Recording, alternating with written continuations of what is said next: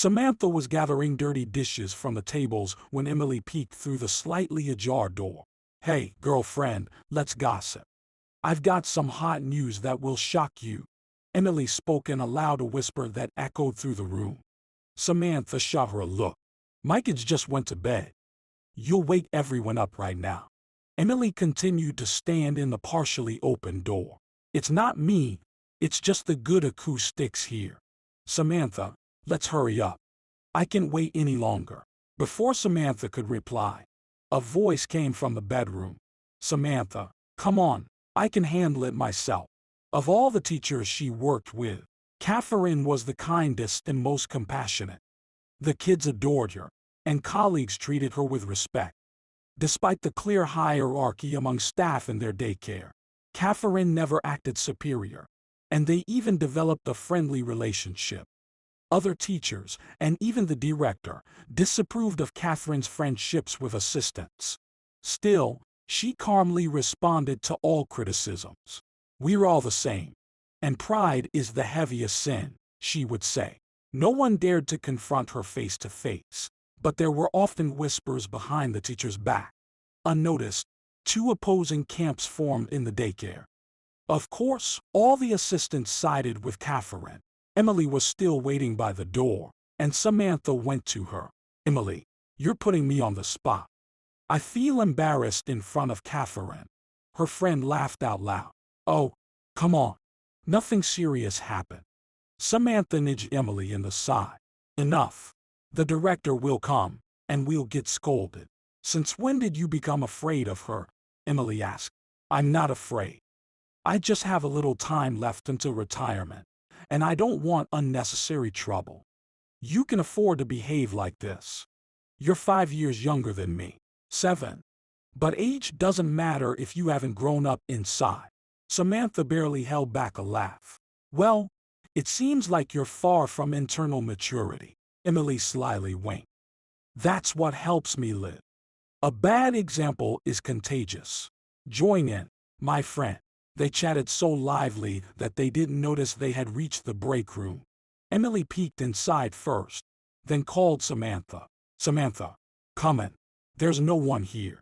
"Well, let's hear the information. I'm very curious."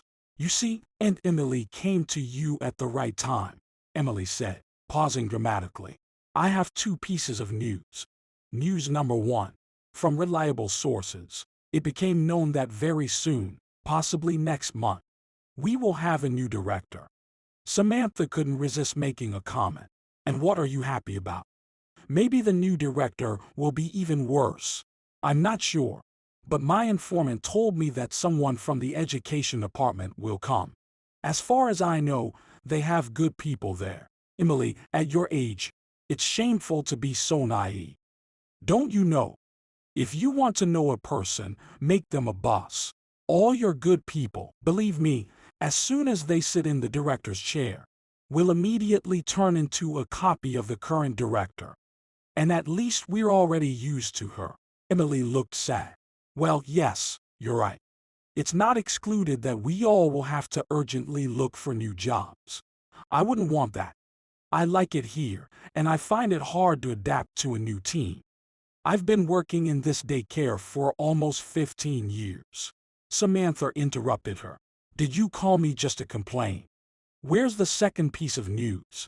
Emily froze for a moment, then rolled her eyes and said, "News number 2, dear Samantha, concerns you personally." In a soft tone, she continued, "I told you, my friend, don't dwell on your age. Men are interested in you." Samantha was taken aback. The excitement even made her mouth dry. "What men? What strange questions. As if you have a crowd of guys." And then she understood and asked weakly, "Emily, are you talking about Max? Why aren't you happy?" "I think we're not at the age to be choosing men. He's a decent guy, and he has everything: apartment, car, money. What else do you need?" "Emily, I just can't. I can't even imagine starting over. I'm ashamed."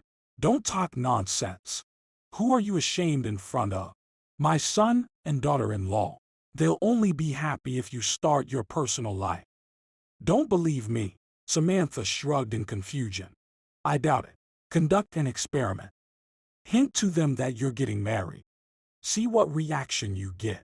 Emily, even if that's true, I'm not ready for such a step. And then you'll thank me later. And if you're unsure, let me introduce you to my acquaintance. She's a fortune teller. She accurately tells everything that was and will be. Emily, you know I don't believe in predictions. And you're wrong. 2 years ago, I consulted with Velma. That's her name. She told me that a worm was growing inside me and gaining strength. I went for a checkup immediately, and they found a tumor. That's just pure coincidence. But Samantha's voice sounded less confident. Emily was about to argue when Catherine entered the room. Girls, wrap it up. The director is doing an inspection. Don't get caught. Both assistants rushed out of the room, not forgetting to thank teacher Catherine for the warning. Thanks, Catherine. You're a true friend, unlike some, Emily added. Samantha was always highly regarded by the management because there was always perfect order in her group. When the children woke up, lunch was already on the table. After lunch, there was a scheduled outdoor activity, and her assistant, without waiting for instructions, immediately prepared the children for their outdoor time. Over the years, this process had become so well practiced that hands unbuttoned buttons on clothes automatically, and the woman's thoughts were somewhere far away.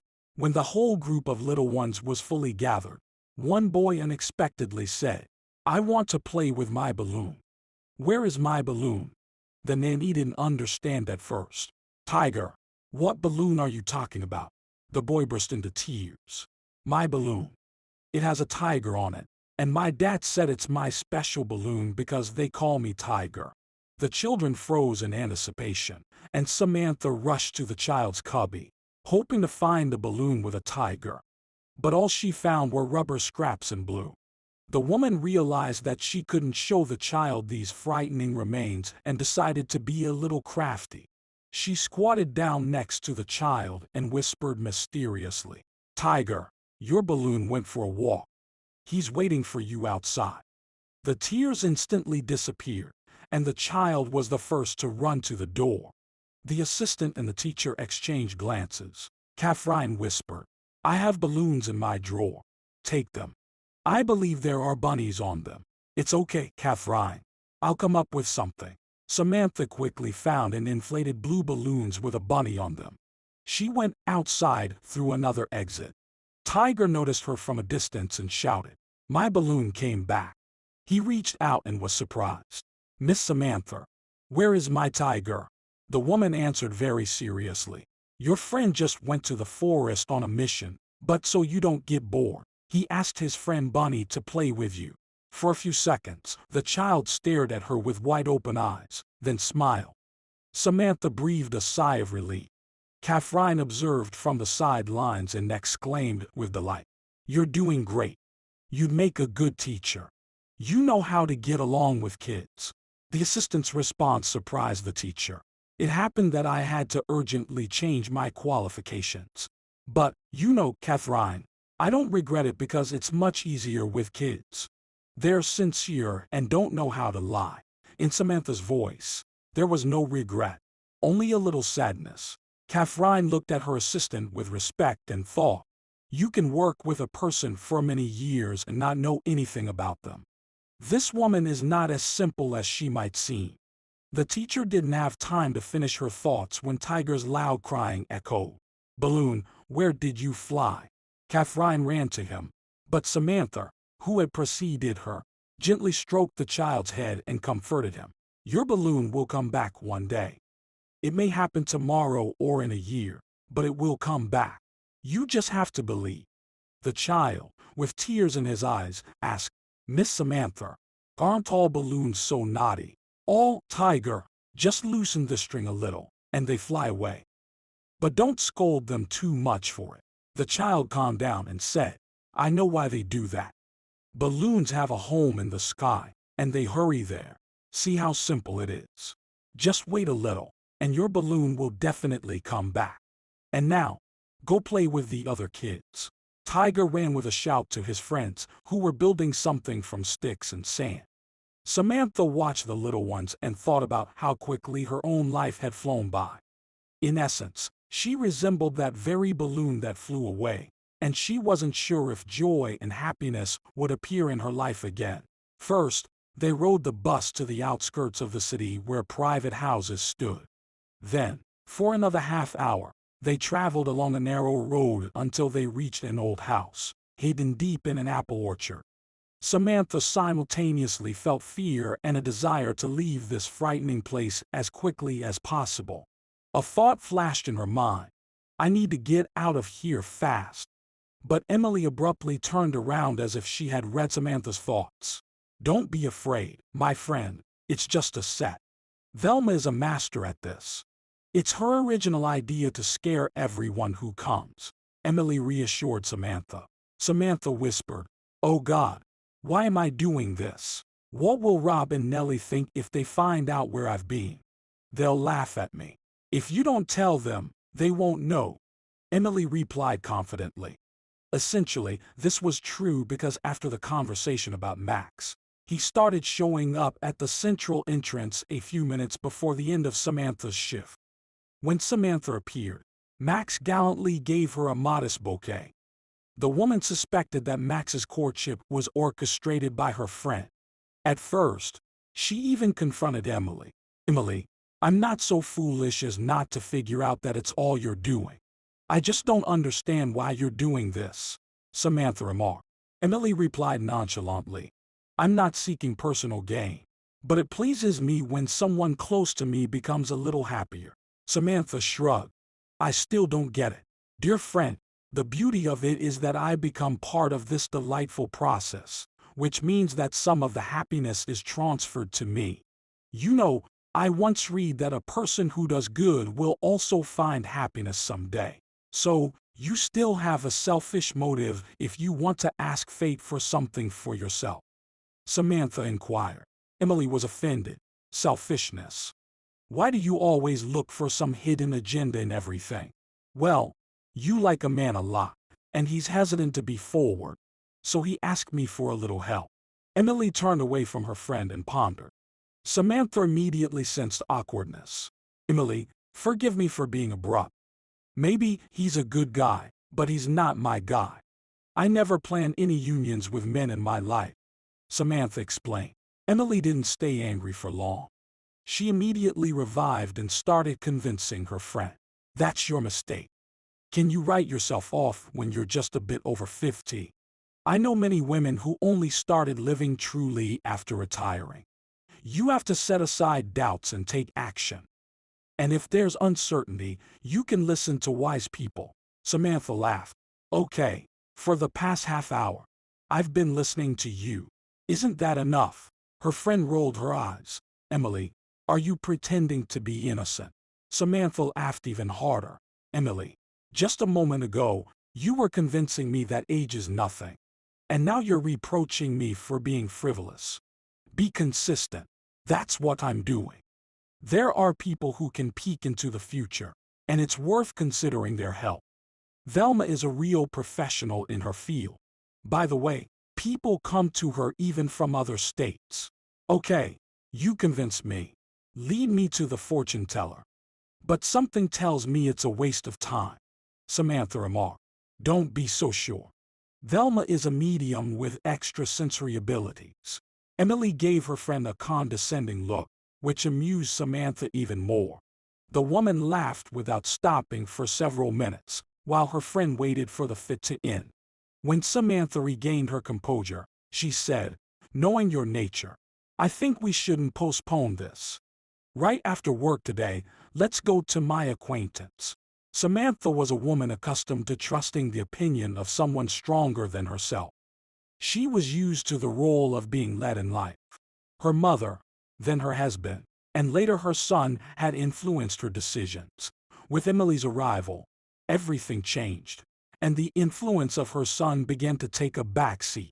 Emily understood this well, and she had a natural desire to help her friend find a solid foundation in life. In her opinion, Max was the best fit for this important mission. After a lengthy journey, the women found the right house. Emily cautiously knocked on the door, and it immediately swung open. A mix of floral scents wafted into their faces, and a voice echoed from deep within the house. "You're 3 minutes late, so the session will have to be shortened." The women treaded carefully as they took a few steps. The house was dimly lit, causing Samantha to squint, trying to make out the hostess. The medium's appearance turned out to be as peculiar as her name. A slender woman of indefinite age, in a peculiar robe, with brightly red disheveled hair. The hostess cast an intense gaze at the friends and asked Emily, "Is this the subject?" Samantha didn't immediately grasp that she was the subject. She smiled awkwardly and timidly said, "Hello." Velma stared at her again. But instead of a greeting, she said, "Follow me." Emily thought the invitation included her, but the medium stopped her with a stern look. "I'll be working with the subject, and I don't need outsiders. Wait in the reception." The spiritual room was adorned with soft furniture, mirrors, and paintings in expensive frames. In the center of the room stood a round table, surrounded by numerous burning candles. However, the client's attention was drawn to an enormous crystal ball, which looked ominous in the dim flickering candlelight. Velma didn't even turn to the client, but spoke over her shoulder, "Come closer, closer, closer still. Now, sit." Samantha hesitantly followed all the commands and sat there, waiting.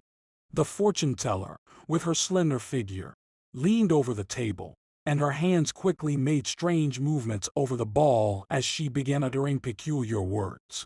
Samantha was pierced with fear as Velma began shaking vigorously, rolling her eyes back so that only the whites were visible in the dim light. Samantha had never been in such a situation before and assumed that the fortune teller was unwell and needed help. She stood up and rushed to the medium. "Maybe you need some water." "I'll get it right away," Samantha said, already reaching for the door. However, Velma's voice stopped her. "Sit, fool. I'm entering a trance, and you're disturbing my connection with the otherworldly forces." Samantha sat back down, and Velma continued the session. Now, she was drawing circles above the client's head, uttering the same dreadful incantation. "Earthy juices, fiery depths, powers of heavenly lightning. I summon you to reveal the map of destiny. Name, quickly, the name." Samantha jerked in her chair. "Whose name? What nonsense." "Your own name, of course." In a hushed voice, Samantha replied. "Samantha Karen Smith." This response didn't satisfy the medium, and she said angrily, "You're not in the police." Under Velma's gaze, she impatiently awaited the end of this session, but the fortune teller only intensified. She addressed someone unknown. "Open the map of destiny for me, Samantha." "Thank you. Yes, I see and hear. I'm entering the lower layers of the atmosphere." Samantha relaxed a bit, but at that moment, Velma screamed again. Samantha jumped in fright, but the medium placed her heavy hand on Samantha's shoulder. "Sit, you little fool. Extend your hands to the ball like this." Samantha felt a cold sweat running down her spine. It seemed to her that this session had been going on for an eternity. More than anything, she wanted this spectacle to end quickly, but she obediently followed the medium's commands and kept her hands on the crystal ball. Staring at the ceiling, Velma whispered, "Show me again what awaits, Samantha." "Thank you. Yes, now it's clear." Abruptly, the hostess announced in an entirely ordinary tone, "The session is over." Samantha nervously chuckled. "I think it never started." Velma looked at her disdainfully. "You think so? You sit there and push away your happiness. It's right beside you, but you refuse to notice, running away from your destiny." While Samantha processed this new information, Velma went to the hallway and straightforwardly demanded payment from Emily. Emily handed over the prepared bills. "Velma, well, is there any hope at all?" Emily asked. The fortune teller replied, "A very complicated case. Fate is tangled, and the knots and entanglements will take a long time to unravel." Emily found this concise answer unsatisfactory and continued questioning. "Can you be more specific? It all seems so vague." With a proud expression, the fortune teller said, I can't, but it's not always helpful to know what lies ahead. Velma took Samantha's hand.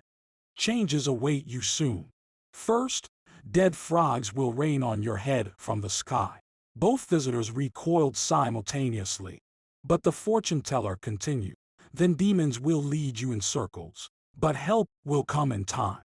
Remember, what's close is deceit. Go into the wide world with open arms and don't resist. Samantha was completely disoriented after the session. She perceived the medium's recommendation as a direct instruction and stretched her hands forward. Velma grabbed her head and turned to Emily. Dear, who did you bring me? Explain to your friend that this is a figurative expression. We'll have to work with her for a long time. She's wrapped in a cocoon. But Samantha didn't hear the end of the fortune teller's words and rushed out onto the porch. Her face was burning, and a nauseating lump rose in her throat. She breathed deeply to suppress the bout. Emily patted her on the back. I told you Velma is a powerful medium. She's a charlatan, a common fraud, and I won't come here again. Samantha exclaimed loudly, expressing her disdain for the hostess of the house they were still standing in front of. Emily chided her. Samantha, be careful, or she'll cast a disease on you. Yeah. And also dead frogs and demons. Emily, you're an educated woman. Do you really believe in this nonsense? I do. The friend confessed so sincerely that Samantha paused. She wanted to express to Emily that all fortune tellers and mediums are just charlatans, taking advantage of naive people to get their money. However, Emily quietly said, well, you have to believe in something. I used to be a skeptic too, thought predictions were nonsense. But everything changed when Elizabeth was born. A fortune teller at the station read my palm, and everything she predicted came true. Samantha lost her desire to argue immediately. She remembered her late husband's words. You shouldn't take away a person's last hope. Many don't realize the wonders true faith can work. She didn't go to another session with the medium, but that single visit to Velma made her look at her own life a little differently. Now she sought to see the positive in everything, remembering the fortune teller's words. Many psychologists consider female friendship a temporary phenomenon. However, this opinion is not always confirmed by real-life experience, as women are just as capable of forming strong relationships as men. An example of this was the friendship between Samantha Smith and Emily Bratt. They met quite by accident when both were still young women. Samantha was in the last month of her pregnancy when her husband told her about a girl with a severe congenital pathology one evening. Imagine, Samantha, a wonderful baby was born to a couple. A cute girl who outperforms her peers in mental development by 2 months. But the baby has a severe deformity of the lower limbs. The woman interrupted her husband's story, saying, Jared, why are you scaring me with such stories? He replied, forgive me, dear. I'm a complete idiot for telling a pregnant wife about such things, but you are my best friend. So I decided to share it with you. Jared worked at a pediatric orthopedic clinic. In the early 90s, when medicine wasn't as advanced, it was one of the few hospitals where children could receive qualified care. The queues were enormous, so Jared would spend days at the clinic. For a while, Samantha tried to reason with her husband. Jared, I understand your desire to help all children indiscriminately, but you shouldn't forget about yourself.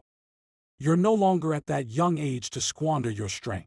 And the woman had a reason to worry about her husband's health, as he recently developed heart problems. Once he felt unwell after a prolonged surgery, but he attributed it to fatigue and continued to overwork himself at work. Another reason that prevented him from relaxing was his young wife. He was already 47, and Samantha was 32. While the woman didn't pay much attention to the age difference, he took it very seriously. Jared also feared a repeat of the family tragedy that changed his life in his youth. His wife left him for a friend. He took this devastating blow very hard and vowed never to tie himself down with the bonds of marriage again. Of course, like any man, He had relationships with women, but they were non-committal and did not provide warmth and comfort. Therefore, Samantha became a sunshine for him, giving him the strength to live. Dr. Smith's life compass pointed to sunset, and he had given up hope of finding his family happiness when a colleague invited him to a wedding. "Jared, just don't skip my wedding, or I'll personally put casts on both your limbs." Such jokes were acceptable in the medical environment, and Jared replied to his junior colleague in the same spirit. "Alex, threatening me is a very dangerous endeavor. I could plaster some useful organ of yours, and then your wedding won't happen." The intern admired the wit of the department head. "Indeed, Jared, you're unbeatable. Alex, you're unbeatable. Soon you'll be a family man, and I'll remain an old bachelor." There was a hint of sadness in Jared's voice, and Alexander Schwimmer felt sympathy for him. For the first time, he saw a regular person in his supervisor, who longed for the warmth of home. The young doctor immediately wanted to do something kind. "Jared, I guarantee that after my wedding, your personal life will change. Irene has many friends. There are such beauties working in the statistics department." Smith listened with a smile, pleased with Alex's involvement in his life, although he understood that there was no happy ticket left for him on the journey of life. "Alex, I'll definitely come. But you don't need to introduce me to anyone. It's too late for me to fall in love." Schwimmer shook his head. "You shouldn't say that. Many people your age are still having children." Jared smirked, thinking to himself, "I missed that boat. My companion remains work, and in the future, old age and loneliness." But the experienced doctor's pessimism faded away when he attended the wedding celebration. The event took place in the city's finest restaurant, so guests had to adhere to the prescribed dress code. Jared put on his best suit, which he only wore at conferences. He arrived a bit late, so almost all the seats at the tables were taken. The wedding coordinator with an experienced look determined where to seat him. "I'm sure you won't be bored at this table." The man took an empty chair and only then looked around. To his left sat a middle-aged lady, and to his right, a young blonde in a luxurious evening dress. The older woman decided to grab his attention. "What an unexpected encounter. Dr. Smith, I never thought I'd be sitting at the same table with you." Jared was surprised. The lady raised her eyebrows. "Don't tell me you don't remember me." Politely, he replied, "I'm sorry, but I really don't remember you." To avoid further explanations, he actively engaged in taking care of the ladies, offering them drinks and snacks. However, the woman on his left, after a short break, returned to the unwanted topic. "We came to your clinic with my grandson. We didn't expect everything to end so well." Unexpectedly, memories flooded back at the most inappropriate moment. When all the guests raised their glasses for the newlyweds after another toast, Dr. Smith remembered where and when he had encountered this woman. However, these memories were not entirely pleasant, as the lady on the left had once caused a scene in his office. She was dissatisfied with the service in his department and threatened to fire everyone. Jared distanced himself from his left neighbor. "You know, I remember you now. I hope everything is fine with your grandson." The neighbor smiled. "Oh, everything is fine. He's already grown up, into sports." Jared breathed a sigh of relief. "See, and you caused quite a stir in the whole clinic back then." The persistent lady clearly did not expect this and began to sigh deeply. But Jared paid no attention to her and began to taste the appetizers. Laughter erupted on his right, and the man realized that the blue-eyed blonde had heard everything. At that moment, the host announced the contest and invited those willing to participate to the center of the hall. Jared reached out to the lady on his right. "Maybe we'll get lucky." The girl smiled and offered her hand. "Let's give it a try." They didn't win the contest, but the mood was excellent. Musicians were invited to entertain, and the man invited the girl to dance. The evening passed unnoticed. For the first time in many years, Jared felt light and relaxed. It was the same feeling he had in his distant youth. Samantha also behaved freely because this man had her sympathy. Almost until morning, they wandered around the city, telling each other about themselves. Of course, Samantha's life seemed dull and ordinary compared to Dr. Smith's, as she had never experienced shocks in the form of bright events, everything typical. School, college, work in the statistics department, and no personal life because guys simply didn't notice Samantha. She confessed to Jared, "You know, all my friends are already married. Irene was the last one. Now I have no single friends. Only work remains." The man perked up. "Consider me your friend from today." "Thank you. I gladly accept your offer." He caught her fleeting glance. "You know, Samantha, work is not the worst companion in life. If it brings satisfaction, such an alliance can be considered happy." The girl looked him straight in the eyes. "It's easy to guess that you were lucky with the choice of profession. You guessed it. I can imagine myself in another profession. My father was also an orthopedic surgeon, and my mother was a cardiologist. So, I had nothing else to do but continue one of my parents' work. Unfortunately, they both left this life very early. My parents are no longer here either. I was a late child for them. Yes, it's very hard when loved ones leave. For a first meeting, such revelations were unexpected. But this immediately brought together two lonely people. Jared immediately felt that this young woman was his destiny. He asked Samantha, "How do you feel about continuing our acquaintance?" She charmingly smiled. "Positively.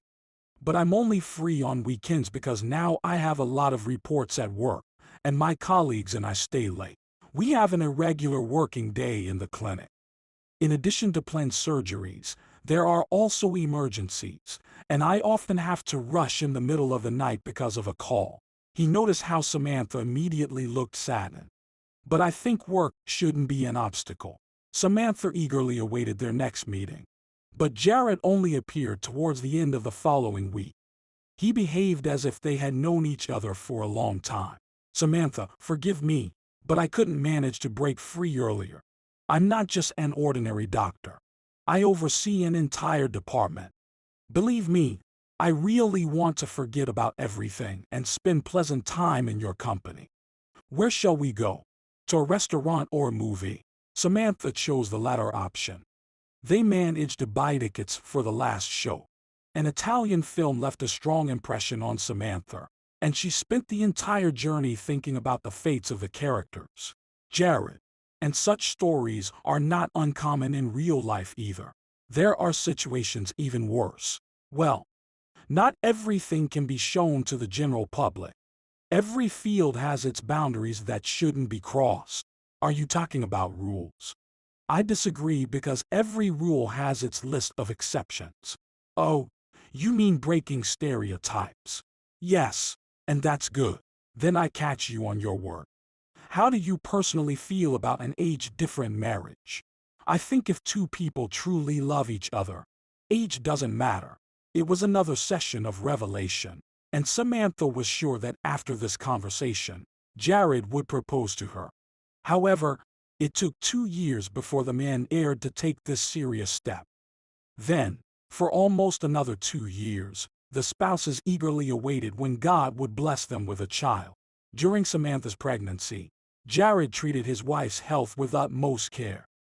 However, sometimes in conversation, he touched upon topics that could disturb the expectant mother. Once, he accidentally told his wife about a girl with a congenital limb abnormality. The case from his practice touched the heart of the pregnant woman, and some time later, she asked, "Jared, how is that little girl doing?" The man was surprised. "Which little girl, Samantha? What are you talking about?" The woman reminded him of their recent conversation, and he gestured helplessly. "I thought you had already forgotten. If you're interested in the fate of my little patient, I confess that there has been no improvement yet. But there is hope for a new treatment method. However, it's a very challenging procedure for the patients themselves. And our Elizabeth is still too young to undergo such a trial." Unexpectedly, Samantha offered, "Jared, maybe I can help. After all, I have a lot of free time now." He looked at her directly for a very long time. But it was a completely different look. This was the way partners look at each other before embarking on serious collaborative work. The woman didn't look away, and the pensive man said, "You know, there's merit in your proposal. We need to prepare the girl's mother for a successful outcome because she's not in the best emotional state right now." This important assignment uplifted the future mother. On the next day, she went to her husband's clinic, where she met Emily Bratt and her little daughter. Indeed, the young mother seemed shattered, with no one to support her. She shared her concerns with Samantha. "I'm completely alone in this city. My relatives live on the East Coast, and my husband works at sea. We dream of buying a house, and he's working hard for it. Meanwhile, I'm here all by myself." Samantha met Emily almost every day, and soon their acquaintance grew into a genuine friendship. When the Smith family welcomed their son, the two friends even dreamed of future kinship. Elizabeth's treatment was progressing successfully, and within a year and a half, the little girl was confidently on her feet. On the fateful day when tragedy struck Samantha's household, Emily Bratt was the first to come to her aid. Jared, on that fatal day, was getting ready for work. After breakfast, he asked his wife, "Samantha, could you help me tie my tie?" She replied, "Of course, I'll help, dear. What's the occasion for the formal attire today?" Her husband answered from the other room, "I have another meeting." Before Samantha could respond, Jared screamed, and the sound of a falling body echoed, frightening little Rob. The boy pointed towards the room. "Mom, Dad fell." She rushed into the room to find her husband on the floor. Jared tried to smile. "Samantha, something's not right. Call an ambulance." Frantically, she dialed the emergency services, but all she heard were short beeps. Little Rob ran around as his father lay on the floor. "Mom, why is Dad lying on the floor? Is he hot?" After finally getting through to the ambulance, they indifferently informed her that all their vehicles were on calls, and she'd have to wait for the medical team. Samantha tried to assist her husband, who was slowly fading before her eyes. When the medics arrived, he was already unconscious. The paramedic vented his displeasure on the sobbing woman. "Why did you call so late? He's almost gone."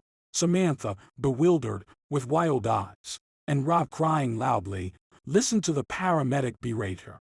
"Woman, get yourself together and take the boy away. He's in the way.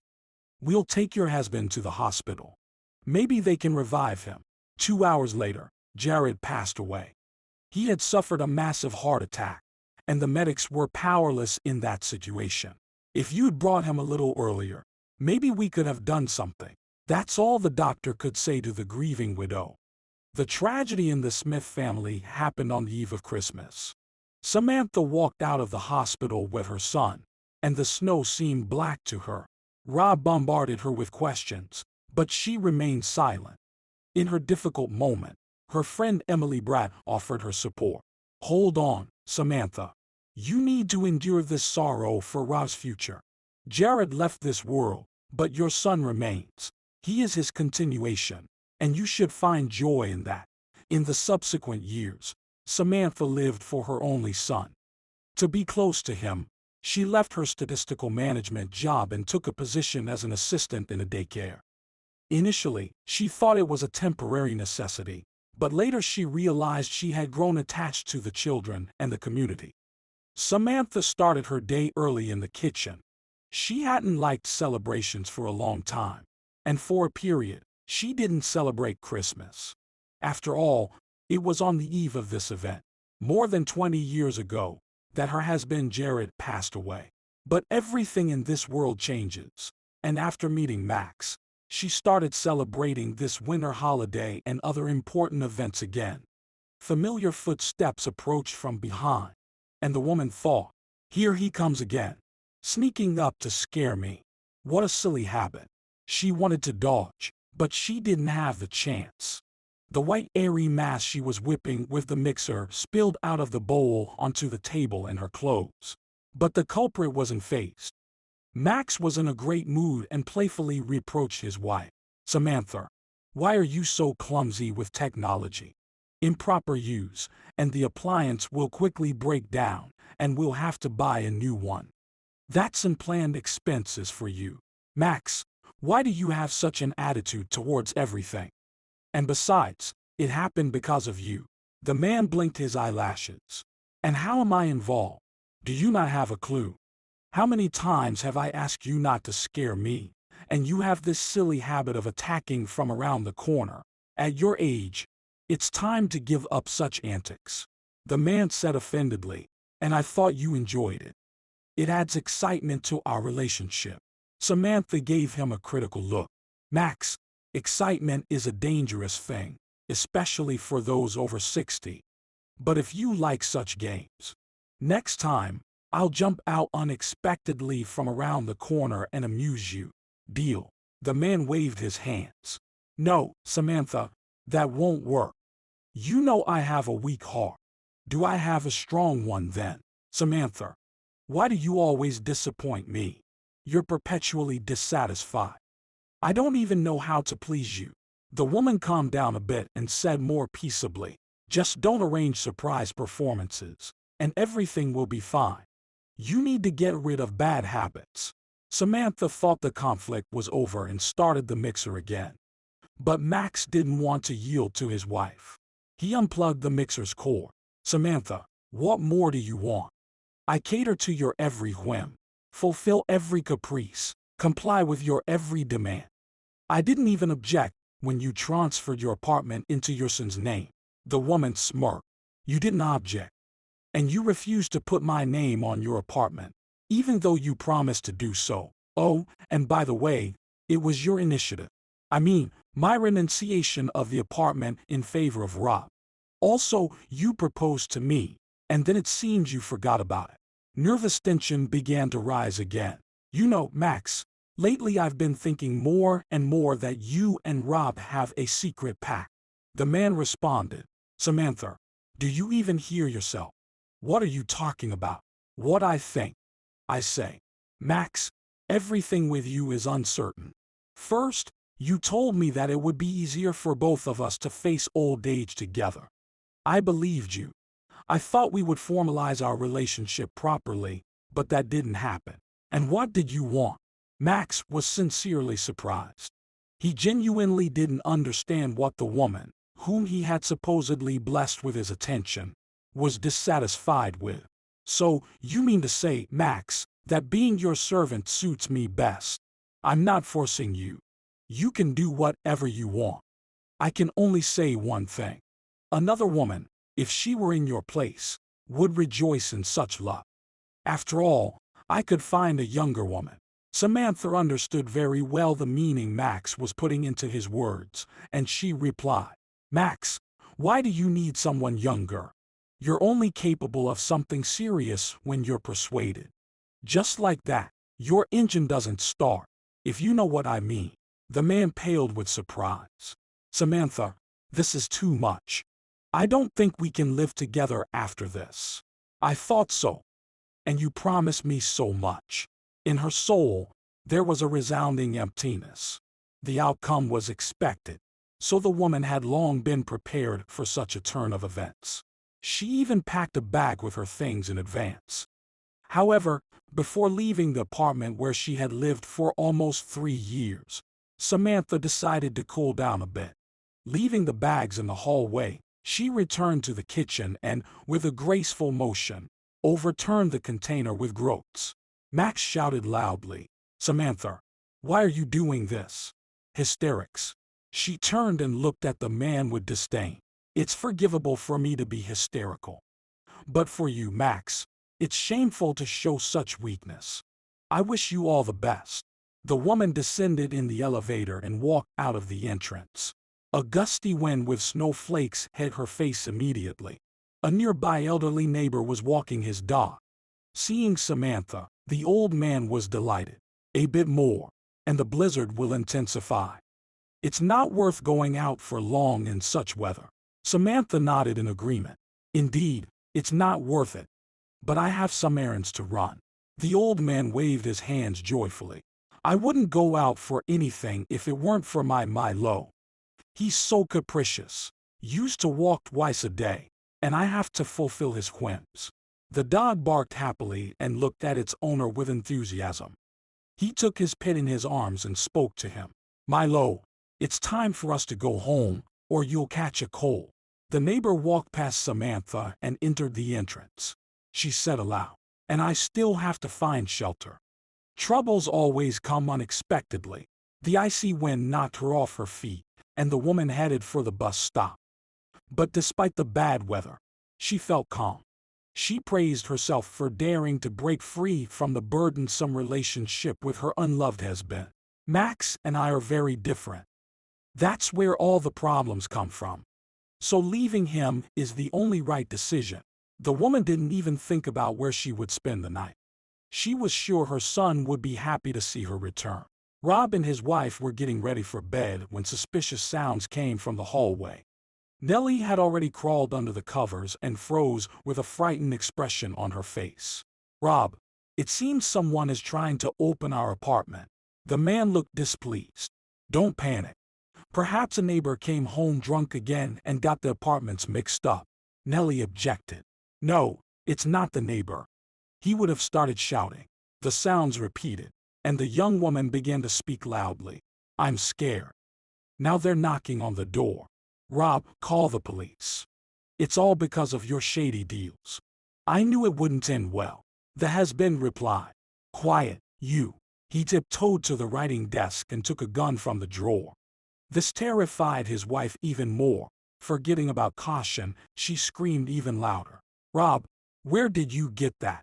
What's going to happen to us now? The man raised his hand to her, but halfway, it hung in the air. Nellie, I beg you, close your mouth and don't ask me stupid questions. For some reason, you were never interested in where I got the money for your expensive clothes and all sorts of trinkets. Everything has a price, my dear. After this speech, her husband froze, and panic engulfed the frightened woman. She ran around the room, feverishly throwing her things into her travel bag. I'm leaving, and you can continue your unnecessary heroism. But without me. Unexpectedly, Rob laughed loudly. Silly, you forgot that we live on the 6th floor. How are you going to leave here? Someone started banging fists on the door. The man listened and then happily said, Relax, it's my mom who came. I wonder what drove her out into such a blizzard. The man headed to the hallway, but Nellie caught up with him. Are you going to greet your mother with that thing? Rob returned to the room and put the means of protection back in place.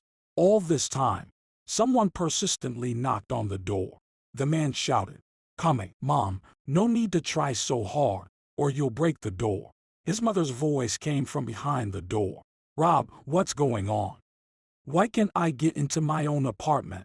The son said in surprise. Mom, you probably forgot that this is now my apartment.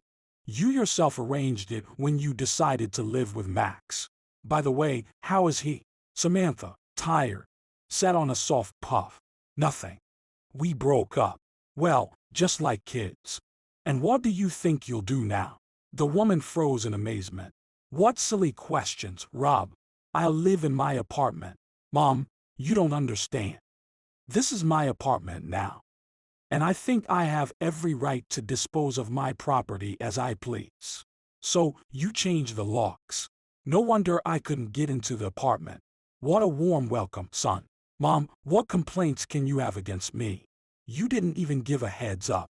Came in the middle of the night. Listen, let's not figure out who's right or wrong now. I really want to sleep. We'll talk tomorrow. Your room is free. You can settle in there. With a tired gait, Samantha went into the small room, her solitary refuge for 2 decades. But as soon as she opened the door, she screamed, Rob, what's this? The entire room was filled with boxes, and the furniture was disassembled. The woman looked around bewilderedly. Rob, come here and explain what's happening, she demanded. Her son appeared in the doorway and said with displeasure, Mom, what else? Why is it like a storage room in here? Are you moving out? Something like that. In short, I urgently needed money, and my wife and I decided to sell the apartment, she said indifferently. You and your wife. What about me? Mom, we're back to square one. You wanted to transfer the apartment to me. After that, I think I can do whatever I want with this property. I'm selling it, you understand? Selling. Don't you dare shout at me. Mom, you're asking for trouble yourself. Not only did you come in the middle of the night, but you're also causing a scene here. Okay, son, I'll be silent. Just tell me, why do you need the money? The daughter-in-law entered the room with an air of elegance. Excuse me, Samantha, but I think you don't really need to know where Rob and I are planning to spend the money. But since you insist, I'll reveal the secret. My husband wants to gift me a designer clothing boutique for our second wedding anniversary. We've already processed the paperwork. All that's left is to make the down payment. This news completely shocked Samantha. And where do you plan to live? Nellie looked disdainfully at her mother-in-law. For now, we'll temporarily stay at my parents' country house. And then we'll figure out what to do. I see. I'm in the way here. Well, I won't interfere with you. Samantha went to the hallway and hastily dressed. Rob calmly watched her. Mom, can we skip the scenes? No one is kicking you out. Stay, spend the night, and tomorrow we'll figure something out. Where do you suggest I sleep? On the floor. Thanks, but I'd rather get a hotel room. As you wish. If you change your mind, give me a call. Rob remained standing in his pajamas. He didn't even offer to escort his mother or call her a taxi. When the door closed behind his mother, Nellie said with a touch of disdain, "Those elderly vibes again. I can stand it. Now I definitely won't be able to sleep." Rob Leslie followed his wife. But before that, he checked the strength of the door locks. Samantha found herself on the street again. The wind was getting stronger with each passing minute, and she struggled to reach the nearest bus stop. However, it was well past midnight, and buses were not running on their usual routes. For about 14 minutes, she stood in the wind until a taxi approached. Samantha raised her hand, and the car braked abruptly. Shivering from the cold, she mumbled to the driver, "I need to go to Virginia Street near the city market." The taxi driver cheerfully responded, "No problem. Just so you know, that's the other end of the city. Don't worry. I'll pay," she replied. "All right, let's go." Emily Bratt and her husband lived on Virginia Street.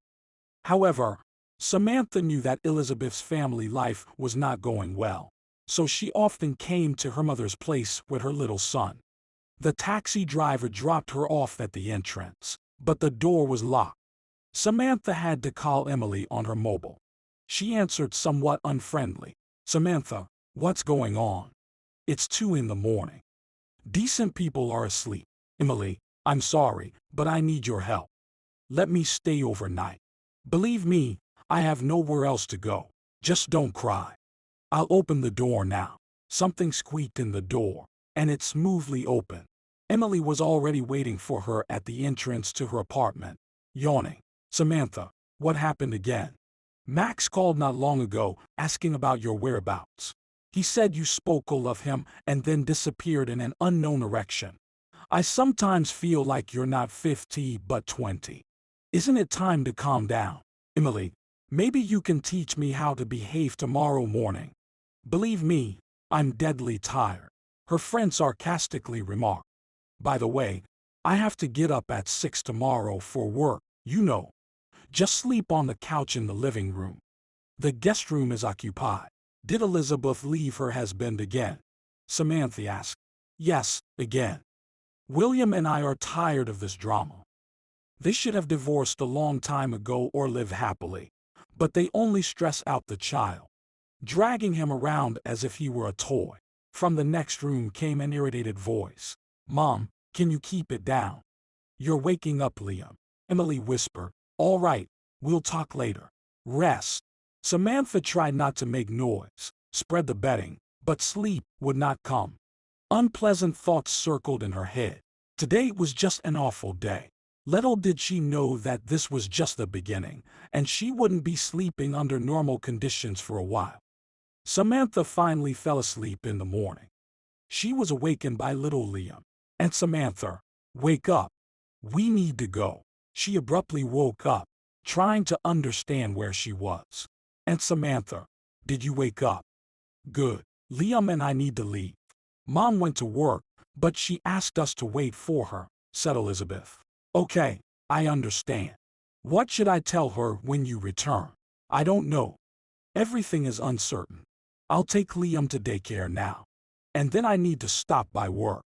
It's my day off, but there's urgent work. I see. I understand. Samantha looked at the clock thoughtfully. Elizabeth, what daycare is that? It's almost 9 in the morning. We send Liam to a private daycare, and they have a flexible schedule. Is that even possible? Samantha wondered. For money, anything is possible. And our grandmother simply adores Liam. Isn't that right, sweetheart? You have the best grandma in the world, don't you? The little one joyfully shouted. Yes, Grandma Emily is the best. Soon, the door in the hallway closed, leaving Samantha alone. She boiled a kettle and drank a cup of strong coffee, then turned on the television. But her mind refused to absorb any information from the screen. In this unfamiliar apartment, Samantha felt uncomfortable. She mentally replayed the events of the last 24 hours, wondering who she pitied the most, herself or what she had lost, her comfortable life. Her contemplation was interrupted by the ringing of her mobile phone. She glanced at the screen and reluctantly answered. Yes, Max, I'm listening attentively. Samantha, have you calmed down? Maybe that's enough. We had a little argument, but it's not the first time. That's true, Max. But it's not about the minor quarrels that regularly happen between us. It's something else entirely. Samantha, then explain what's going on. It's easier to fix something than to part ways forever. Max, there's nothing to fix anymore. What's the point? We're different. And at our age, it's very difficult to adjust to each other. She listened to his breath, and pity overwhelmed her. Yet, she calmly stated, Max, I'm sure you'll find a kind, good woman. She disconnected the phone, and a few tears fell onto the couch cushion. In this state, Emily found her, shaking her. Samantha, pull yourself together. Indulging in despair is a terrible crime. She weakly said, I know. It's temporary. It'll pass soon. Pay no attention. That's impossible. You're my friend. I can't afford to wallow in self-pity. Have you spent the whole day in front of the TV? Yeah. What else can I do? At least, have you eaten? I had coffee in the morning. I don't feel like eating. Oh, Elizabeth asked me to tell you that she might be back in the evening. Emily sat down next to her on the couch. Oh Lord, what am I going to do with you? All right, I'll deal with my daughter later. For now, let's figure out what to do with you. Emily, are you offering your help again?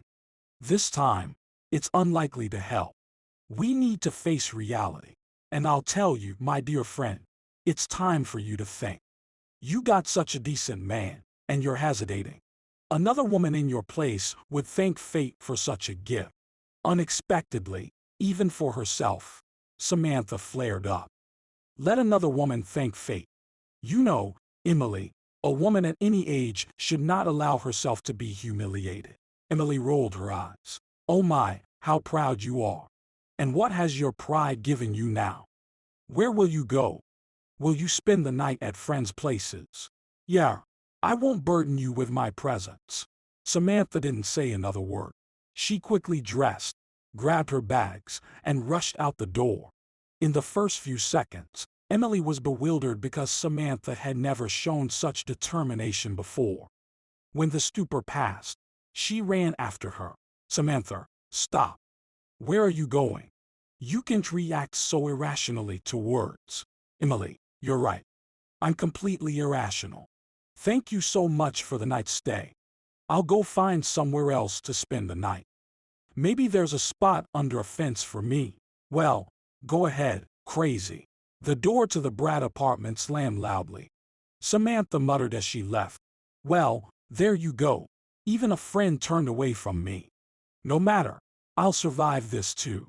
She tried to cheer herself up, although deep down, She knew the situation was very bad. Almost mechanically, she headed towards the bus stop, not yet knowing where she would go this time. The raging snowstorm that had lasted for a whole day had subsided, and now only the snow rustled under her feet. Despite the soothing sound, Samantha's thoughts were far from positive. Instead, she was filled with resentment toward the people closest to her. She didn't expect such callousness from her son. I dedicated my entire life to him. I worked like crazy, didn't get enough sleep, tried so that my Rob could get a good education. Samantha hoped that her son would continue the Smith family's legacy of surgeons. However, in the ninth grade, Rob announced that he had no intention of working in a hospital for a meager salary. In his teenage years, he was obsessed with the idea of making quick money. But after trying various options, he eventually enrolled in dental college. Samantha was very pleased at the time and supported her son in every possible way. Well done, Rob. Any sensible person cares about their teeth, so you'll definitely not be out of work. I still have Dad's connections, and I'll help you get a position in a good clinic. And she kept that promise. But Rob quickly cooled towards the profession and started looking for ways to make quick money again. In this regard, he was fortunate to meet Nellie, the daughter of the chairman of the regional entrepreneurs community. However, the son-in-law soon disappointed his influential relative by getting involved in an unpleasant incident involving the sale of uncertified medical drugs in the country. But Samantha wasn't privy to the intricacies of this matter, as she was trying to build a personal life with Max during that period. Now she realized that if it had come to selling the apartment, Rob had embarked on another adventure. Somehow, she didn't believe the tale of buying a salon for his fiancée, as Nellie's father could fulfill any whim of his daughter with a snap of his fingers. Samantha didn't have a chance to switch to thoughts about her friend because the bus arrived at the stop. The route sign indicated the train station as the last destination. A thought flashed in her mind. I'll go to the terminus, and then I'll figure something out. She settled by the window and began to recall both close and distant relatives. Unexpectedly, an inner voice suggested, Samantha, go to your aunt in Northfield. They will surely not refuse you hospitality. She maintained a connection with her distant cousin, her late mother's relative. Samantha and her parents had visited her aunt several times, and those days left the most pleasant memories. Lost in thought, she didn't notice how new passengers entered and exited the bus, and she continued to be absent-minded at the station. Standing in line at the ticket counter, she decided to count the cash in her wallet. But the lock on her purse was open, and the wallet was missing. A chill ran down her spine. Oh God, what do I do now? My bank card was in there too. It was a cry of despair that attracted the people in the queue. They rushed to her with questions, and soon the police arrived. Samantha spent several hours at the police station, answering the same questions from the officers. However, she couldn't remember when exactly she became a victim of the crime. The captain, who was taking her statement, came to her aid. Most likely, you were robbed on the bus. Do you remember those who were sitting next to you? She shook her head. No, I got distracted. Was looking out the window. The captain sighed. No matter how much we remind people to be vigilant, citizens often don't pay attention to advice and then suffer. We'll take your statement, but you understand that the chance of success is almost non-existent. Tell me, was there a large sum of money there? Almost 60,000. Plus, on the card. At that moment, she received an SMS on her phone. After reading it, Samantha burst into tears. The captain understood the reasons for the victim's tears. It seems they took all the money from the card too. Why didn't you block it immediately? I wouldn't be surprised if there was a note with the PIN code tucked away in your wallet somewhere. Samantha vigorously nodded. Yes, it's a new card, and I just couldn't remember those numbers. The captain did his best to reassure the woman. He even offered her tea, but she politely declined. Thank you, I'll go. We'll keep an eye on this case. After the stress she had endured, Samantha found herself in a suspended state. To gather her thoughts and recover, she decided to sit in the waiting area. Of course, the trip to her inn was now out of the question. She thought about calling Emily and even took out her phone, but then dismissed the idea, thinking, Emily will only rejoice in my misfortune. She'll start lecturing me, and I'll feel like a fool again. I need to come up with something else. Samantha began to search the pockets of her coat and found several banknotes. There was also some loose change in her purse. Samantha didn't want to go back to the waiting area, so she stepped outside. The frosty air invigorated her a bit and refreshed her memory. She suddenly remembered how several years ago, on a summer evening, she and her friend had visited a psychic. She even smiled and whispered, "Go to the light." There's definitely some common sense in that recommendation. She ran back to the bus stop to catch the last bus. Thoughts were racing through her head. Let's assume that dead frogs and demons have already been, and according to the genre, something positive should happen now. With this hope, she headed to the outskirts of the city where the mysterious Velma lived. She hurried there on intuition, as if someone was hinting to her that salvation awaited her there. In Samantha's youth, she struggled with serious issues of orientation. Arriving at the final bus stop, she stood in the middle of the street, disoriented in the night. Although there was no one around, the stars twinkled overhead, seemingly mocking her.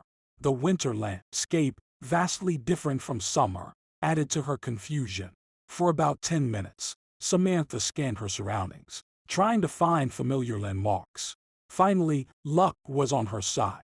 Not far away, she spotted a weather vane shaped like a rooster on the roof of one of the houses. Okay, I remember this house. We passed by it to the very end of the street, and then turned left, she recalled. Then she remembered the gazebo and the tall fence. Along the way, she encountered several familiar landmarks, helping her find the right house. The streets were uncleared after the snowfall, and in the distance, a car was stuck. Soon, Samantha arrived at the desired house. However, disappointment awaited her. There were no human tracks in the snow around the house, and the crooked building seemed devoid of life. Maybe Velma just hasn't been outside. Perhaps she's unwell. Or is there some other reason? Samantha voiced these speculations aloud, trying to reassure herself. She made her way to the porch of the house, and her boots, filled with snow, were now melting. Big lock hung on the door, and Samantha touched it. Lock. So, Velma is really not home. Her wet feet were quickly freezing, and a stream of despair broke through in tears. She left her bags on the porch and went to explore the area around the house.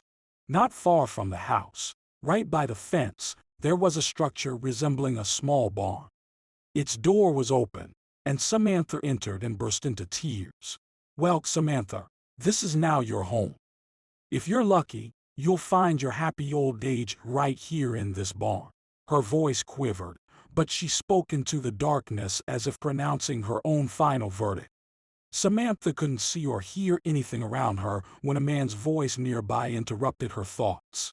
Hey, ma'am, are you okay? Maybe I can help you with something. She was startled, and the fear made her stop crying. The passerby repeated his question, but she giggled foolishly. No, thanks, I'm fine. He paused for a moment, then spoke softly. You shouldn't refuse help. You can push away an outstretched hand. Perhaps it's the only chance. Samantha burst into tears again. I don't believe in a distant light or a last chance. I don't believe in anything anymore. In the last 24 hours, I've realized that no one needs me. Neither my son with his fiancée, nor my friend. Everyone treats me like a ball. And on top of that, I was robbed. And all that's left for me is to become homeless. The man approached. Don't fall into extremes even in the most hopeless situations. I believe that you and I met here not by chance. Let me help you first get out of this snow trap. And then we can think together about how to help you. She extended her hand, gloved and wet, to the man and asked, And what's your name? He replied, Walter Baker. And I'm Samantha Smith. Although the setting for their meeting wasn't ideal, I still found it pleasant. I have my car parked nearby. I came to visit a friend who lives alone, and I sometimes help him. Do you do charity work? The stranger remained silent for a while, then answered, It's not charity. It's a debt. I owe my life to my friend. He's disabled and turned out to be unwanted by relatives and his wife. And I simply don't have the moral right to abandon the one to whom I owe my breath and joy of life. They reached the car that Samantha had seen. Although she was a little scared, she got into Baker's car. Where are we going? She asked. Walter took the driver's seat, and the car smoothly started moving. I can offer you only one option. It's New Village. Do you have any other suggestions? She replied. No, I have no other options. I don't really care, to be honest. You shouldn't think like that. Believe me, the sun will rise tomorrow, and everything will change, and you'll be thinking quite differently by then. She didn't say anything, just asked, How far is New Village? Quite far, so you'll have time to relax and even get some sleep. We'll discuss everything later. Her eyes were closing, and Samantha didn't resist. She leaned her head back on the seat and had a moment to think. What a strange man. I wonder if he offers his help to everyone he meets. Too bad I didn't see his face. And where is New Village located? The name of the unfamiliar village echoed in her mind for a long time, evoking only pleasant associations. It was a gray morning when Walter quietly said, Samantha, wake up, we've arrived. After sitting in one position for so long, her legs and back were sore, but she didn't want to show weakness in front of the man. She briskly stepped out of the car and immediately fell into a snowdrift. But the man managed to catch her. Be careful. Unfortunately, we have traps like this everywhere, Baker said. The woman gestured around with her hand. And this is New Village. Baker replied contentedly, Yes. Samantha looked around again and couldn't hold back. Oh God, where have you brought me? This is the wilderness. The man pretended not to hear what his new acquaintance said and began doing something near the car. But from time to time, he glanced out from under his hat at Samantha. In the darkness of a night, he couldn't even determine her age, and now he enjoyed looking at the woman, who he liked more with each passing minute. However, Samantha didn't notice the increased interest in her because she was preoccupied with her thoughts. She was a city dweller, and only once in her deep childhood, she visited a village with relatives whose names she couldn't remember. Unpleasant memories remained of those rural summer vacations. And now New Village produced not entirely pleasant impressions, or more precisely, Samantha didn't like the place. She couldn't wait to express her opinion and circled the car. Baker was searching for something in the trunk. Samantha, you have the expression on your face as if you've just witnessed a volcanic eruption. You almost guessed it. You know, I'm just shocked. With what? I imagine New Village differently. Walter placed the tools in a special box and closed the car trunk. Interesting. And how did you imagine it in your mind? The woman spread her arms wide, as if trying to show the scale of the place. I thought it was a big settlement with many beautiful houses and shops. But here are just old houses and no hint of civilization. The smile disappeared from the man's face. You shouldn't offend our lovely village. The houses here may not be wealthy, but the people live wonderfully. And I also want to tell you that everyone has their own idea of civilization. He held a long gaze at her face. She felt herself blushing. Baker, too, became embarrassed and looked away. Suddenly, in a hoarse voice, he said, And you're beautiful. You're a very interesting man, Walter. Both felt awkward, but didn't know how to get out of this situation. Walter's neighbor helped break the silence, shouting happily from a distance. Walter, it's so good that you're back. I was about to call you. The man turned to Samantha. That's my neighbor, Mandy. She always helps me when I need to be away. The neighbor managed to run up to the car and tried to catch her breath. I didn't think you'd be back today. The roads are a nightmare, Baker replied. It's all snowy around here, but the highway is clear. We drove calmly, So what happened to you, Mandy? A real disaster. My washing machine broke down, and there's no one to fix it except you. My husband doesn't understand technology. Ever since he quit drinking, he sits around solving crosswords. And I don't know what's worse. The neighbor turned to Samantha and started talking to her as if they had been acquainted for a long time. We mostly have women in New Village, and there are very few men. And they can't fix anything. But Walter can fix both technology and carpentry. Handy man. Samantha listened and only nodded occasionally. Suddenly, Mandy unexpectedly asked her, "And who are you to Walter? I've unfortunately seen his ex-wife, but I haven't seen you around here." Baker came to her rescue. "Mandy, I'll definitely come by today, just a bit later." Agreed. Unsatisfied curiosity froze on the displeased face of the elderly woman. She shot a scrutinizing look in Baker's direction. "Walter, don't forget about this, or all my work is at a standstill because of this washing machine."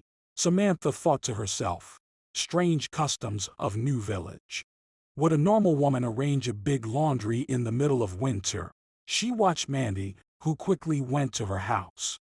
Walter Baker smiled, observing the women. "You better hurry. The whole village will be here soon." Samantha was surprised. "Why, to see you. It's the local custom. So don't be surprised by the strange manners of the local population. But people are such creatures. They quickly get used to everything. And you, too, won't notice how you get used to it all." The man turned and headed down a narrow path. Samantha hurried after him. "And where is your house?" "Probably just as dreary and small as the other houses in this village." "There it is. A bit farther away from all the others." Baker pointed to a beautiful house that stood aside at the intersection of two streets. "We'll discuss what to do in the house." Samantha silently followed Baker. There was uneasiness in her soul again, but she hesitated to ask questions, and the man also remained silent. When the guest entered the house, she was speechless with surprise. "Honestly, I didn't expect to see something like this." "It's very tastefully furnished here," Samantha exclaimed. "Not gloomy?" Walter asked. "Absolutely not. It's even cozier than a standard city apartment. And the aroma is so unusual. That's the scent of pine. It's very beneficial to live in a house made of natural wood. It's a proven fact." Walter grinned. "Samantha, can I address you by your first name?" he asked. "Of course. Samantha, let me share my most important secret with you. I also spent most of my life in the city, went to school, then was drafted into the army, ended up in Afghanistan." He fell silent, and she waited for him to continue his story. But Walter changed his mind about pouring his heart out to this attractive but unfamiliar woman. "I think you're not interested in hearing about my sorrows. Let's talk about business," he suggested. "Yes, of course. I must admit, I don't feel entirely comfortable here. It's probably improper if I stay at your place." Walter started examining her closely again. "You know, Samantha, I care least about what people say behind my back. Besides, we're not at an age to take all the gossip seriously. But don't worry, I don't plan to offer you anything special. Just see for yourself. The house is big, and there's a farm. I keep various animals there. I don't have time to take care of them, so I want to ask you to take care of the household chores. Cook, clean, maintain order. If you have any doubts, we can even draw up a contract." "Walter, I agree. I'd even be happy to do something useful for you, and there's no need for any contracts." No, we'll definitely draw up documents to make everything official. And you'll receive a salary. Get settled in, and I'll go clear the path to the house so I can put the car in the garage." Samantha couldn't believe that all of this was happening to her. She even pinched her cheek to make sure it wasn't a dream. The image of Velma appeared in her mind again, and she thought, "I wonder what other surprises fate has in store for me. They say life comes to its end at 60. Turns out, it's just beginning in mature age." Since the previous evening, Samantha had been thinking of making a chicken pie for breakfast. It was her signature dish, and the late Jared was crazy about her baking. The secret to the taste lay in a special way of preparing the dough. Engrossed in the culinary process, she didn't notice the neighbor entering her house. "Samantha, dear, what are you cooking there?" the neighbor asked. She startled because she hadn't yet accustomed herself to the local habit of entering homes without knocking. "Oh, just decided to bake a chicken pie." The neighbor rolled her eyes playfully. And rightly so. Walter is a true gourmet. Samantha glanced at the neighbor, thinking she probably didn't know the exact meaning of that word. "Just in case," she asked, "does he eat a lot?" Mandy waved her hands. "No, of course not. Walter is a very refined man. You won't hear a bad word from him. He's not very, how shall I put it, sociable, though. Only with me and my husband Gerald does he talk." She laughed. "You know what they call him behind his back here. They call him a major because he works like crazy. But where the money goes, no one knows." Samantha kneaded the dough, feeling her irritation grow. "Mandy, is it common in New Village for everyone to talk about each other's income and expenses?" The neighbor replied. "No, of course not. You can talk aloud about such things. Sometimes, even thinking about them is dangerous, as it might lead to robbery. Then I don't understand why you find your neighbor's behavior strange. After all, Walter observes generally accepted rules." The woman looked surprised. "But he's our only farmer, and he has a lot of money, although. How could I forget? Walter is not our only businessman. There's also Clara Mitchell, an entrepreneur here. She specializes more in clothing. Travels around the state in her trailer and sells clothes. A wonderful woman.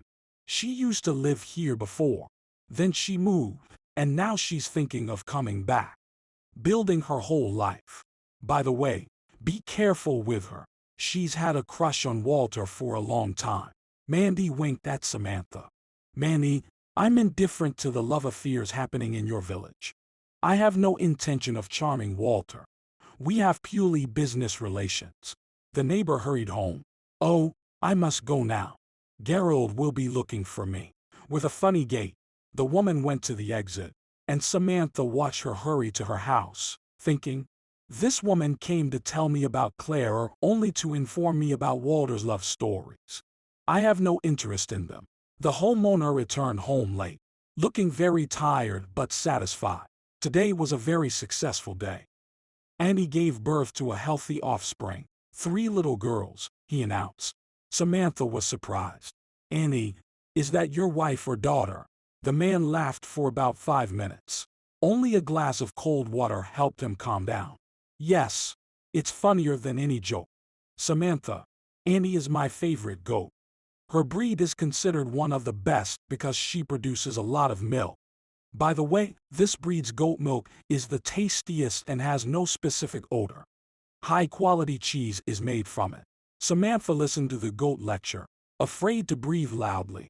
Seeing her confusion, the man laughed again. "You look as if you've never heard of goat's milk." Samantha sighed. "Actually, I have heard of it. But I've never tried such a product. I'm completely unfamiliar with all of this. I've only seen live chickens a few times in my life. And cows, only on television." Your Annie surprised me. She almost forgot to ask, "What are you going to have for dinner?" "I'm terribly hungry." "What will you feed me this time?" "Chicken pie," Samantha replied. Walter eagerly ate the pie, and she nervously watched him. It felt warm and joyful in her heart. But this mood didn't last long. Walter interrupted it himself. "Thank you. I'll give you a bonus to your salary for this incredibly delicious pie." Samantha thought bitterly. He finds communication with goats more pleasant than with people. The adaptation process was challenging for Samantha. She couldn't understand many things that were common for the locals. But what particularly bothered her was their habit of entering someone else's house without knocking. Once she complained to Walter, "But this is inappropriate.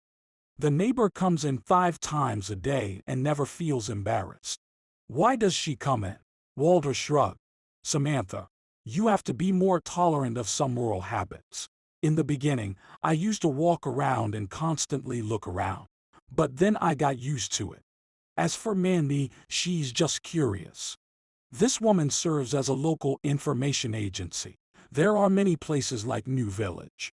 I am absolutely sure that it will take very little time, and you will get used to this place. So, very tactfully, Walter made it clear to his guest that she should respect local customs. After that, Samantha refrained from making careless remarks. About 2 weeks after the woman arrived in New Village, another event took place. On that day, Manny came around noon and joyfully announced, "Samantha, get ready, our Clara has arrived. Maybe you can pick out some clothes for yourself." Samantha bustled around, saying, "Oh, I'll be right there, just a couple of minutes. I'll get dressed and take some money." While Samantha was getting ready, her neighbor talked about the local rules of trade. "Clara gives credit to everyone in our village. So, you can go to her with an empty wallet." Due to the spontaneous escape from the city, Samantha didn't have the opportunity to stock up on everything she needed. Besides, she didn't have money for even small purchases.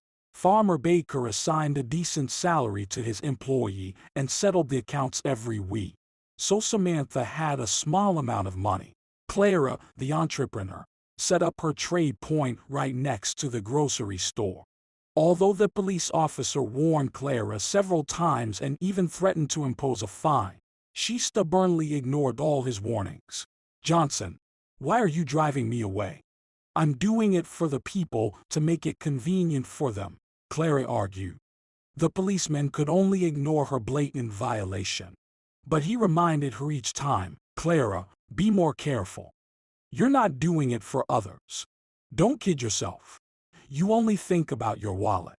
And you also think about how to fool our fools. They complain about you. But so far, I'm not paying attention to their complaints."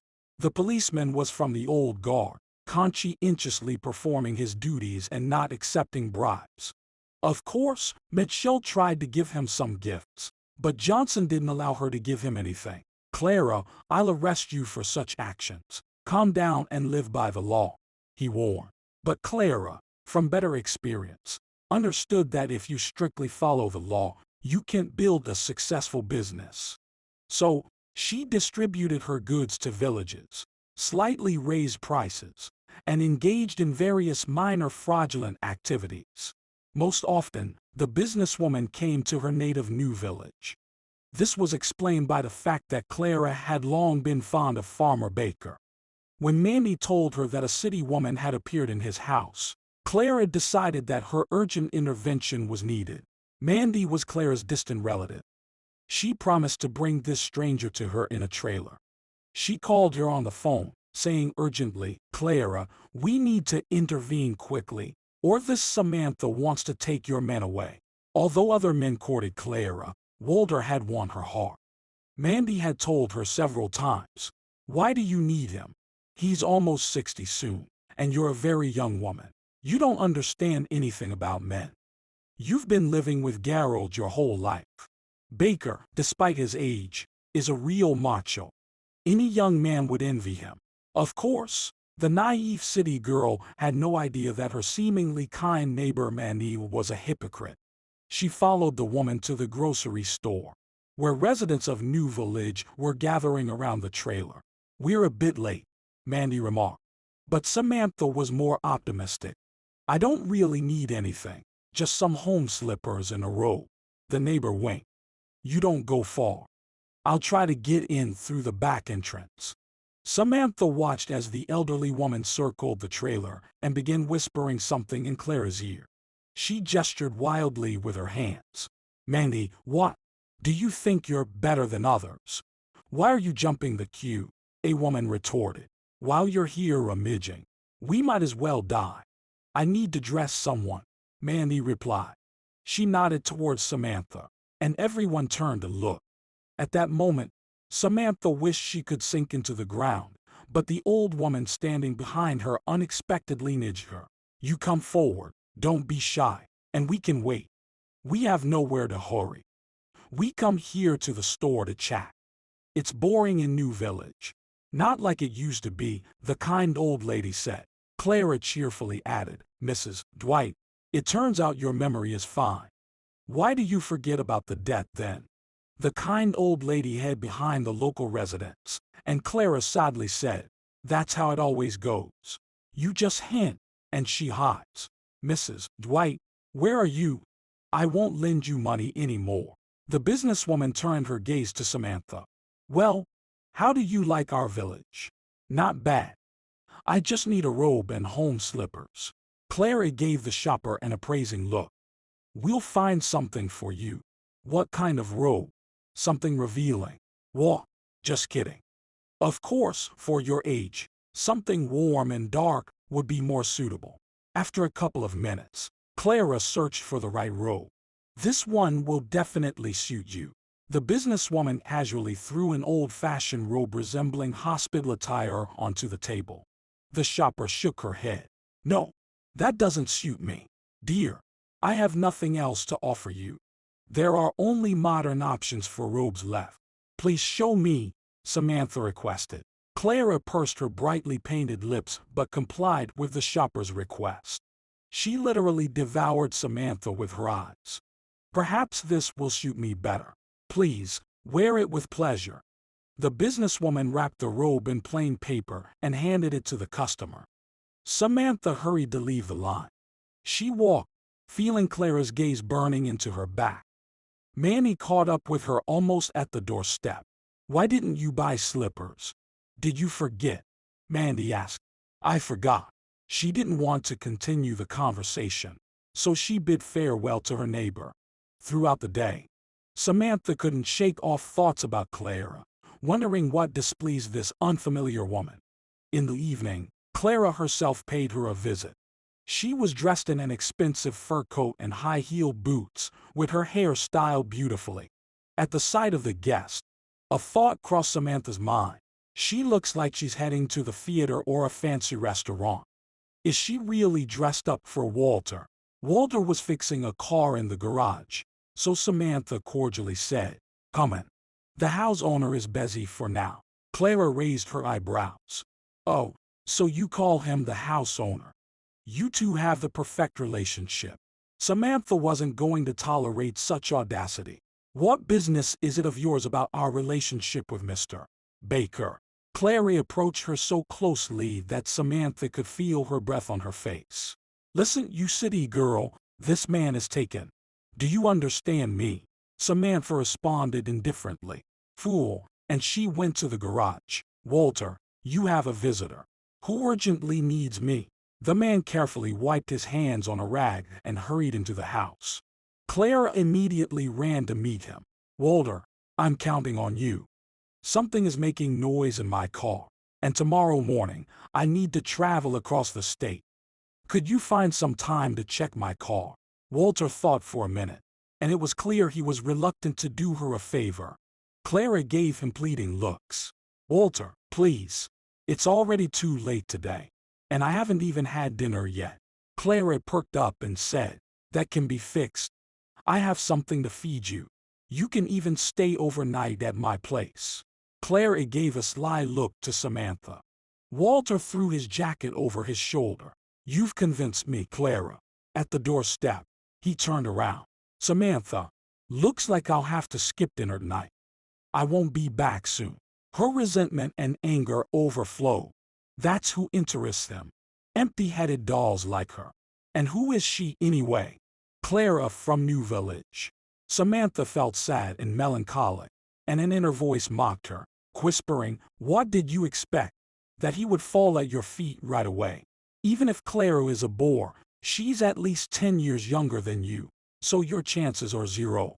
She waited for Walter to return until 2 in the morning. But he only came back at dawn and was quite surprised. Samantha, why aren't you asleep? Or are you following me? Walter, I'm not interested in your personal life. I just have insomnia. Your dinner is in the fridge. You can have it for breakfast. For several days, she deliberately avoided meeting Walter, although he spent entire days on his phone. Unexpectedly, The visits of the curious neighbors stopped. One evening, Samantha felt very lonely. She couldn't contain herself and called Emily. Samantha, where are you? Have you gone completely mad? I feel so bad without you. Come back, my friend. A short conversation with Emily warmed her heart a bit. Her friend told her the latest news and mentioned that she had seen Rob, and he seemed to be fine. The dull life in New Village continued its routine. Samantha increasingly thought about returning to the city.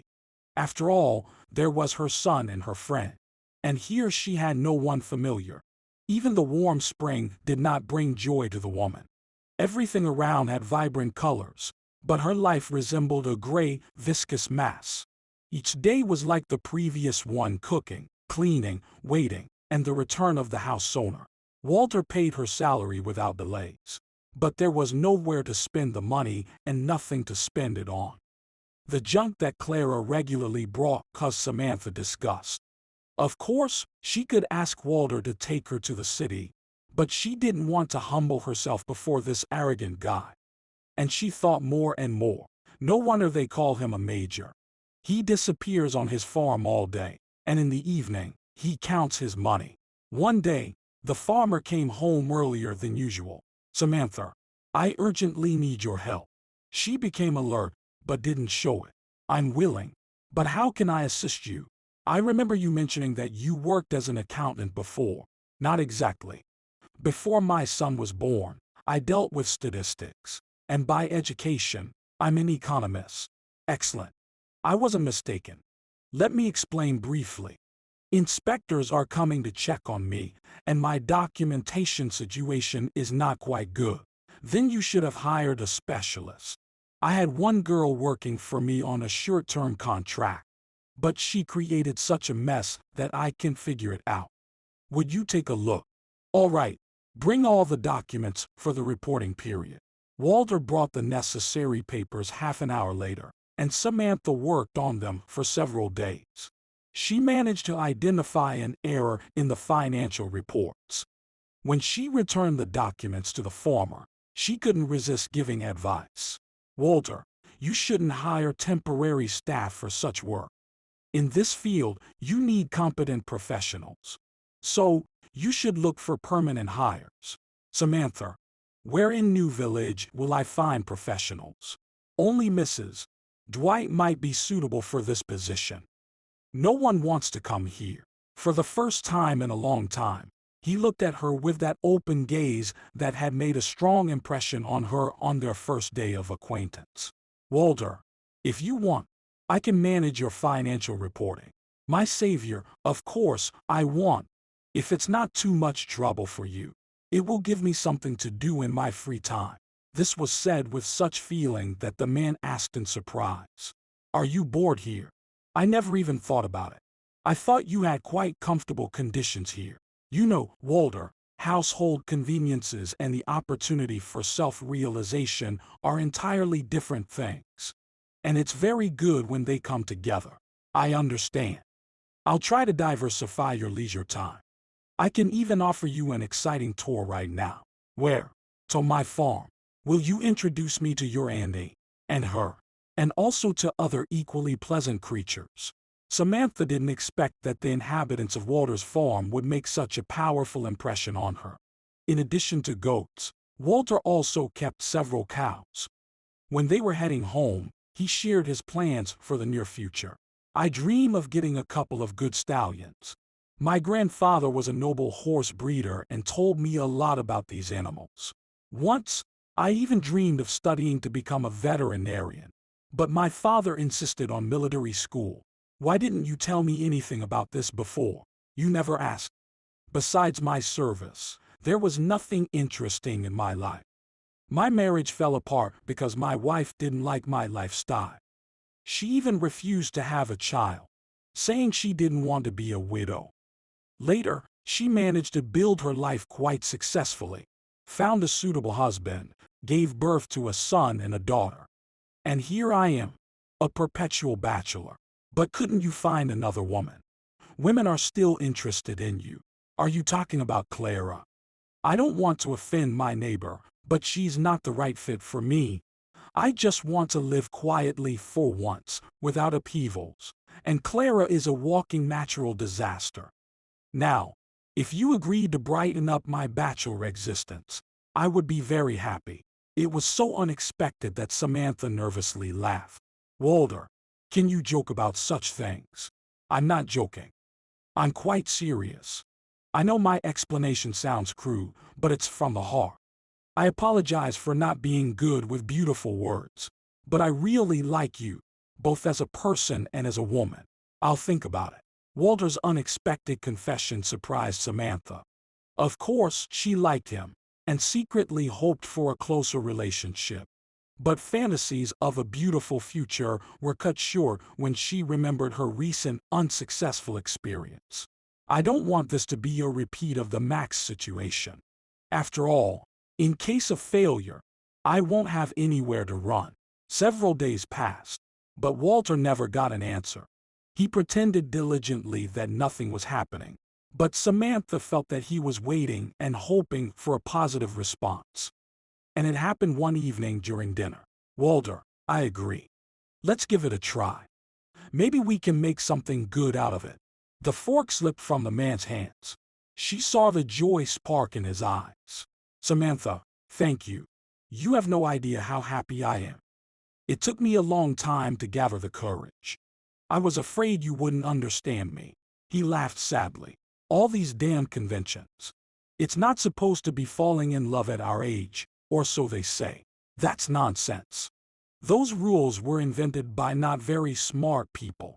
They didn't talk about their decision to the neighbors, but Mandy still found out that Walter had officially married the city woman. The neighbor spread the news throughout the village. People, what a shame. If he wanted to get married, fine, but he could have chosen a respectable woman, like our Clara.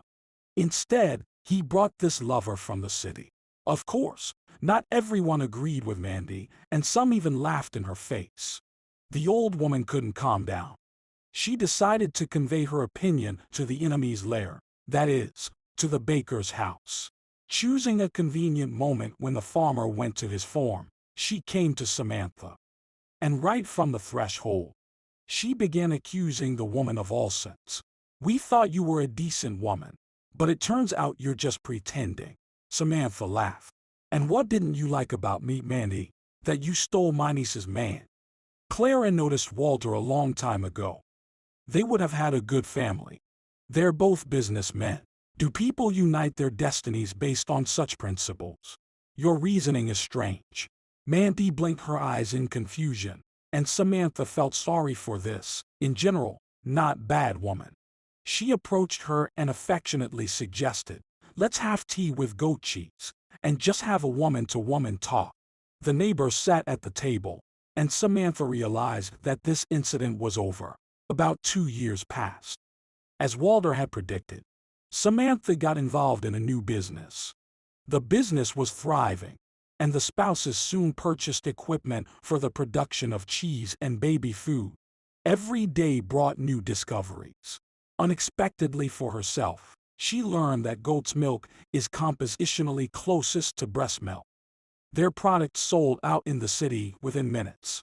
Later, they entered into contracts with several retail outlets. Emotions overwhelmed the happy woman, and she shared them with her longtime friend. During a phone conversation one day, Emily timidly said, Samantha, it's not fair. You're so happy. Couldn't you share a little, or rent out your happiness?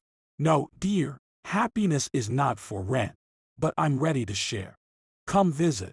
I'll introduce you to my husband. They scheduled the day for the upcoming meeting, and Samantha began preparing for the arrival of her guests. Walter was also eager to meet his wife's friend. However, Emily, being herself, couldn't resist the opportunity to arrange a surprise for her friend. She arrived in New Village, not alone but accompanied by her entire family. What surprised Samantha the most was that even her son, Rob, had come. He rushed to hug his mother. Mom, forgive me. I hurt you back then, but karma got back at me. Emily interrupted Rob. Don't tell your mother all your news. She might not handle it right away. Go help Elizabeth instead. Samantha once again experienced that inexplicable feeling when everything around seemed unreal. She started questioning Emily. Emily, what have you come up with this time? Come on, confess. What surprise did you prepare for me? She rolled her eyes and said, Samantha, take a breath first. Inhale, exhale. Do it 10 times. And then I'll spill the beans. Emily walked along the pathway to the house. You're living quite well here, such a big house. Your husband must be wealthy. Oh, we're not struggling. Listen, Emily, tell me, what's up with Rob? At that moment, a loud sound echoed. Samantha turned to the car from which the guests had arrived. Rob carefully helped Elizabeth out of the car, and following them was Liam. The boy immediately ran towards Samantha. And, I remember you. You slept on our couch. I have a new dad now, and soon a sister will be born. I've already come up with a name for her. Nancy. There's a girl named Nancy Taylor in my class, and we're friends. Maybe when I grow up, I'll marry Nancy. The adults laughed together. Samantha called her son aside. Rob, can you explain to me what's going on? What happened to Nellie? Where's the salon you spent money on for an apartment, and your mother was put out on the street? The young man looked at her pleadingly. Mom, everyone makes mistakes. I made a huge mistake too. Nellie deceived and betrayed me. If it weren't for Aunt Emily, I would have lost myself for sure. As for Elizabeth, I don't know. Everything just fell into place. She's unhappy, and so am I.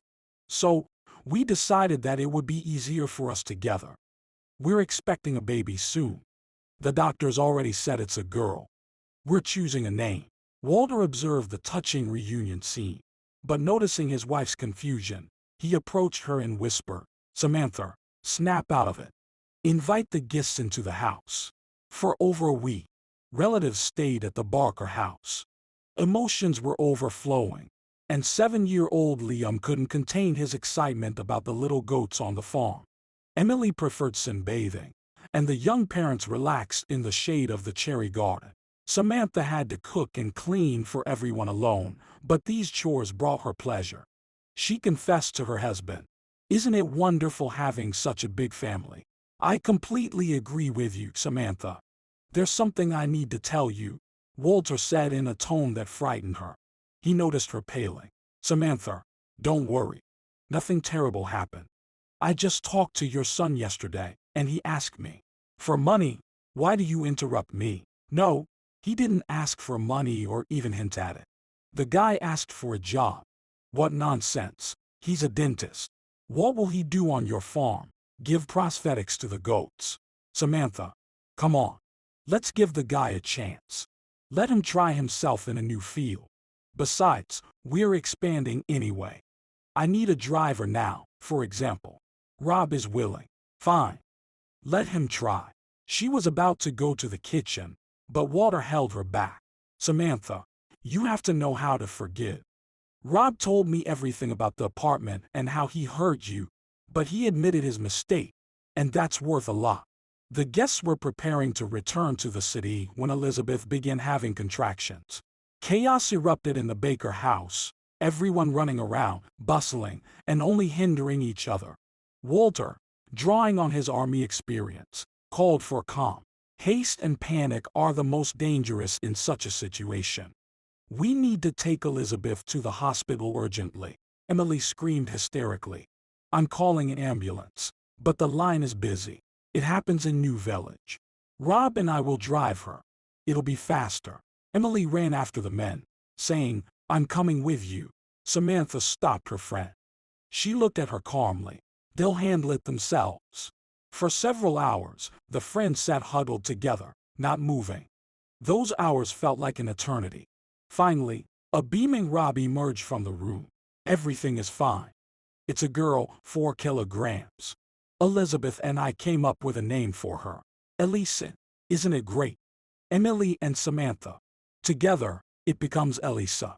Rob smiled, and his eyes sparkled. It was evident that he was genuinely happy and